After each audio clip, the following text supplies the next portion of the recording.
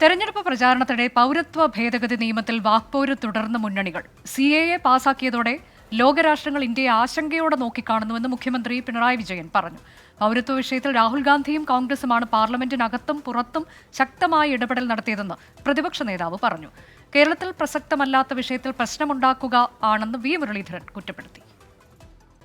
സംസ്ഥാനത്തെ തെരഞ്ഞെടുപ്പ് പ്രചാരണത്തിൽ മുന്നണികൾ സജീവമായി ചർച്ചയാക്കുന്നത് പൗരത്വ ഭേദഗതി നിയമമാണ്. ആദ്യഘട്ടം മുതൽ LDFന്റെ പൗരത്വ പ്രചാരണത്തിന് നേതൃത്വം നൽകുന്നത് മുഖ്യമന്ത്രി തന്നെ. ഒരു ഭാഗത്ത് മതനിരപേക്ഷത അപകടപ്പെടുത്താനുള്ള നീക്കങ്ങൾ, വേറൊരു ഭാഗത്ത് രാജ്യത്തിന്റെ ജനാധിപത്യ വ്യവസ്ഥയെ തന്നെ തകർക്കാനുള്ള ശ്രമങ്ങൾ. ആകെ ഫലം രാജ്യം അപകടത്തിലാകുന്നു. ന്യൂനപക്ഷ വോട്ടുകളിൽ വിള്ളലുണ്ടാക്കാനുള്ള LDF ശ്രമത്തെ 18 അടവും പയറ്റി പ്രതിരോധിക്കുകയാണ് UDF. CAA-യുമായി ബന്ധപ്പെട്ട് നടത്തിയ പ്രസംഗം ഇപ്പോഴും അത് തന്നെ പറഞ്ഞുകൊണ്ടിരിക്കുകയാണ്. അത് മുഴുവൻ പച്ചക്കള്ളമാണ്, നട്ടാ കുടിക്കാത്ത നുണയാണെന്ന് ഞാൻ പറഞ്ഞു. കേരളത്തിലെ UDF MLA-മാരും അതിൽ പങ്കെടുത്തില്ല എന്ന് പറഞ്ഞു. ശശി തരൂരിന്റെ പ്രസംഗം, NK പ്രേമചന്ദ്രന്റെ പ്രസംഗം, ET മുഹമ്മദ് ബഷീറിന്റെ പ്രസംഗമൊക്കെ ഞങ്ങൾ മുഖ്യമന്ത്രിയുടെ ഓഫീസിലേക്ക് അയച്ചു കൊടുത്തു. കേരളത്തിൽ പൗരത്വ വിഷയം ചൂണ്ടിക്കാട്ടി ബോധപൂർവം ആശങ്ക സൃഷ്ടിക്കുകയാണെന്നാണ് BJPയുടെ വാദം.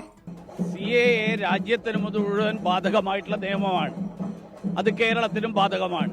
പക്ഷേ CAA-യുടെ വിഷയങ്ങൾ കേരളത്തിൽ പ്രസക്തമല്ലാതാകുന്നത് കേരളത്തിൽ പാകിസ്ഥാനിൽ നിന്നോ ബംഗ്ലാദേശിൽ നിന്നോ അഫ്ഗാനിസ്ഥാനിൽ നിന്നോ വന്ന് പൗരത്വത്തിനു വേണ്ടി അപേക്ഷിച്ചവരായിട്ട് ആരും ഇതുവരെ ഉള്ളതായിട്ട് അറിവില്ല.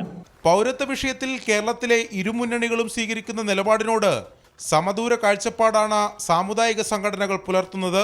അഖിലേന്ത്യാ തലത്തിൽ ഈ പൗരത്വ ബില്ലാവട്ടെ, ഏക സിവിൽ കോഡാവട്ടെ, ഈ കാര്യങ്ങളിലെല്ലാം പ്രതിപക്ഷങ്ങൾ വളരെ ശക്തമായി ഒരേ ചേരിയിലാണ് നിൽക്കുന്നത്. LDF ഉന്നയിക്കുന്ന വിമർശനങ്ങൾക്ക് അതേ നാണയത്തിൽ തിരിച്ചടി നൽകുകയാണ് UDF-ഉം BJP-യും. വിവിധ ബ്യൂറോകൾക്കൊപ്പം 24 കോഴിക്കോട്.